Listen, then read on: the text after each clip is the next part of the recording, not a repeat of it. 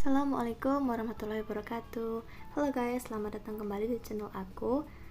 Semoga kalian selalu dalam lindungan Allah Subhanahu wa taala. Amin. Oke, hari ini aku akan menjelaskan tentang perang Arab Israel tahun 1967. Nah, di video kali ini aku bakal menambah sedikit wawasan kalian mengenai perang Arab Israel ini atau yang biasa dikenal dengan perang 6 hari.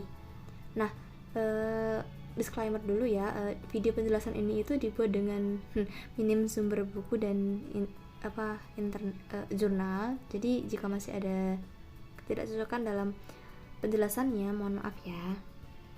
Oke, daripada berlama-lama, kita akan masuk ke slide selanjutnya, yaitu ada ya judul kita, Perang Arab Israel tahun 1967 atau Perang 6 Hari. Nah, kita akan bahas apa aja sih? Yang pertama, kita akan membahas tentang penyebab perang 6 hari tersebut. Terus yang kedua, kita akan bahas tentang bagaimana jalannya perang 6 hari tersebut. Terus yang ketiga, kita akan bahas tentang apa dan akibat yang ditimbulkan dari adanya perang 6 hari tersebut. Dan yang terakhir, kita akan membahas tentang bagaimana prospek penyelesaian dari perang 6 hari tersebut. Oke, kita yang pertama membahas tentang penyebab atau latar belakang terjadinya perang 6 hari. Oke, perang 6 hari, perang singkat yang terjadi pada tanggal 5 sampai 10 Juni 1967 dan merupakan perang Arab Israel ketiga. Jadi sebelum adanya perang 6 hari ini, ada beberapa perang yang terjadi sebelumnya antara Arab dan Israel juga, dan pastinya tentang perebutan wilayah Palestina. Terus kemenangan penting Israel mencakup perebutan semenanjung Sinai, jalur Gaza, tepi barat, kota tua Yerusalem, dan dataran tinggi Golan. Nah, status wilayah-wilayah ini kemudian menjadi pertikaian utama dalam konflik Arab-Israel. Nah, apa aja sih faktor yang mempengaruhi terjadinya perang 6 hari antara Arab dan Israel ini? Oke, kita akan lanjut ke slide selanjutnya. Yang pertama ada krisis Suez 1956. Krisis Suez terjadi ketika Presiden Mesir Gamal Abdel Nasser secara sepihak menasionalisasi terusan Suez pada tahun 1956. Inggris, Perancis, dan Israel menyusun rencana untuk melibatkan Mesir dan merebut kembali kontrol atas terusan tersebut.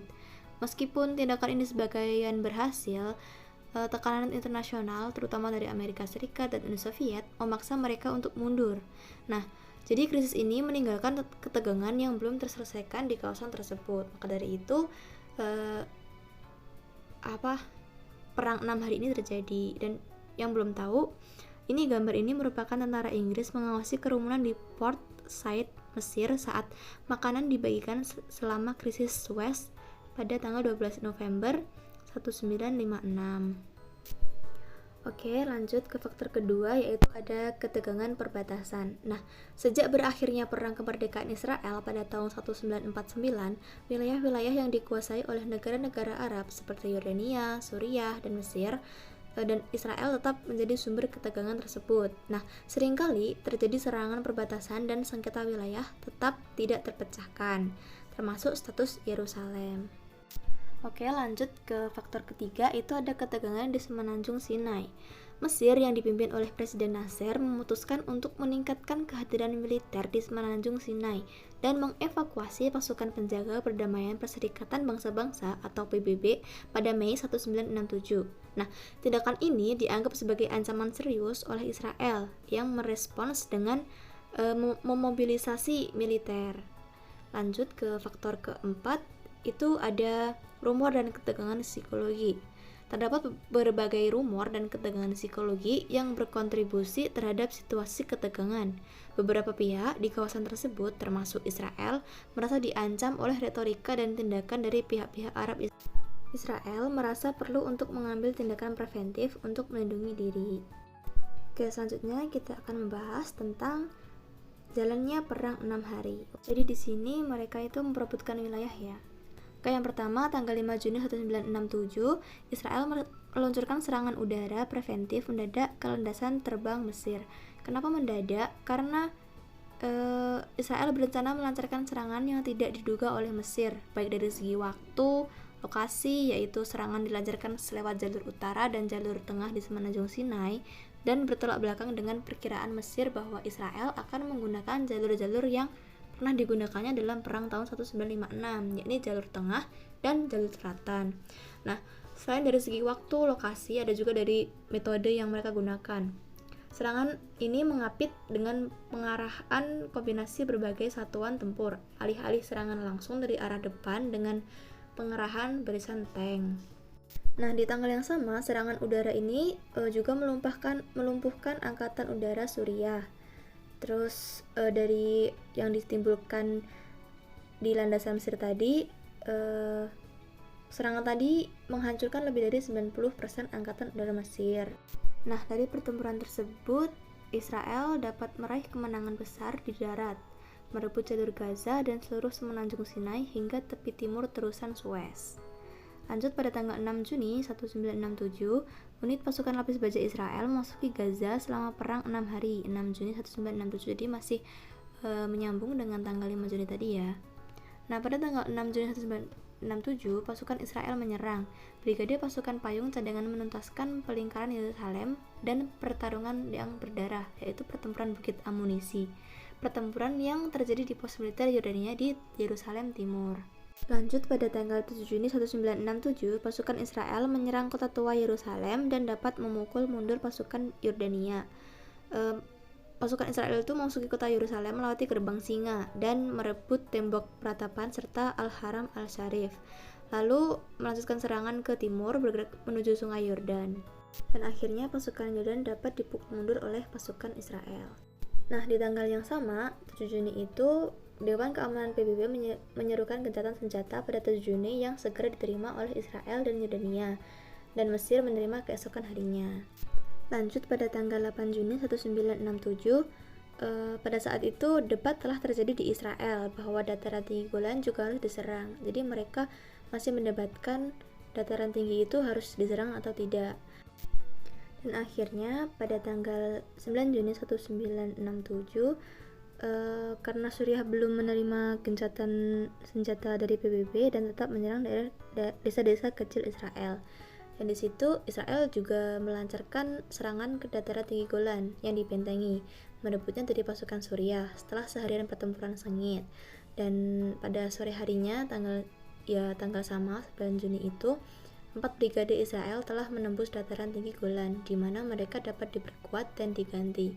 Dan akhirnya Suriah itu baru menerima gencatan senjata pada tanggal 10 Juni 1967 yang menandakan bahwa di tanggal tersebut perang 6 hari itu telah berakhir.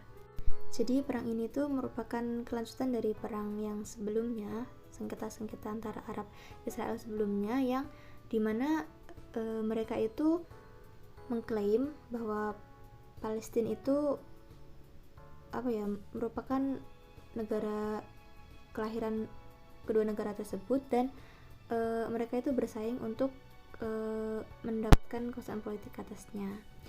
Terus akibat yang ditimbulkan itu ada kerugian yang dialami negara-negara Arab. Terus tentara Arab juga menderita kehilangan persenjataan dan perlengkapan yang sangat parah. Terus yang ketiga itu Nasir mengumumkan pengunduran dirinya pada tanggal 9 Juni. Namun ada demonstrasi yang menuntut Nasir tetap menjabat. Terus di Israel sendiri itu menambah kepercayaan diri mereka bahwa mereka memiliki militer yang kuat. Jadi mungkin mereka akan semakin menganeksasi negara-negara di sekitarnya. Oke, lanjut ke pembahasan berikutnya, yaitu prospek penyelesaiannya. Nah, di sini dalam prospek penyelesaian perang tersebut ada dua, yaitu resolusi nomor 242 dan resolusi nomor 338. Resolusi 242 itu secara unanim diterima oleh Dewan Keamanan sebagai dasar untuk menyelesaikan sengketa Arab Israel. Akan tetapi terdapat perbedaan tafsir dari Israel, di mana dalam poin penarikan pasukan-pasukan Israel dari daerah-daerah yang diduduki dalam konflik baru-baru ini. Nah, pada poin tersebut Israel memiliki perbedaan tafsir yang menyebabkan resolusi tersebut diambil alih oleh resolusi 338, di mana resolusi Dewan Keamanan nomor 338 ini mengharuskan sengketa Arab Israel itu harus diselesaikan secara selaras dengan asas-asasnya. Resolusi nomor 338 juga berseru kepada pihak-pihak sengketa agar mengadakan perundingan-perundingan. Dengan menerima resolusi itu, mereka juga menyatakan bersedia untuk berunding di bawah pengawasan PBB atau kedua negara raksasa. Dan dalam resolusi tersebut, usul Amerika Serikat dan Uni Soviet, dan dalam tekanan yang mereka lakukan, membuat Suriah, Mesir maupun Israel menerimanya. Dan demikian hingga kian juga dalam tercapainya persetujuan gencatan senjata antara Mesir dan Israel pada tanggal 11 November 1973. Dan dengan ini sengketa antara Arab dan Israel telah berakhir. Oke, cukup sekian penjelasan tentang Perang Arab-Israel tahun 1967 atau yang bisa dikenal dengan Perang 6 Hari. Mungkin jika ada salah kata ataupun salah pengucapan dan salah dalam penyampaian materi, saya mohon maaf. Bila itu wassalamualaikum warahmatullahi wabarakatuh. Thank you and see you.